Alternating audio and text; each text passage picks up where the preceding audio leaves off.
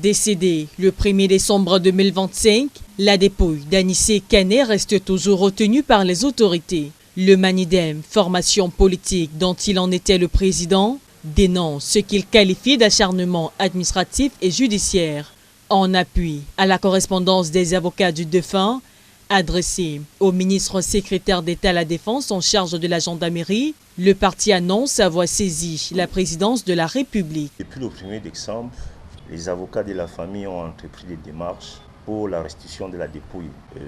Ils ont déposé des requêtes, je crois le 29 décembre, jusqu'à aujourd'hui rien. Nous-mêmes, le parti, nous avons écrit au président de la République pour la restitution de la dépouille de notre président. Nous attendons. Et vous savez que son corps a été profané, vous savez tout ce qui s'est passé entre-temps. Dans un contexte de tension persistante, ils interpellent les autorités sur les autres cas jugés sensibles. Et nous demandons aussi la libération de Ndjekam, comme tous les autres prisonniers politiques qui ont été arrêtés pendant la crise post-électorale. Nous attendons la dépouille de notre camarade, nous attendons la dépouille de notre président. La polémique a pris une dimension internationale avec l'incident survenu il y a quelques jours à l'ambassade du Cameroun en Belgique où Marianne Ekané, sœur cadette du défunt, s'est rendue pour réclamer la restitution du corps de son frère.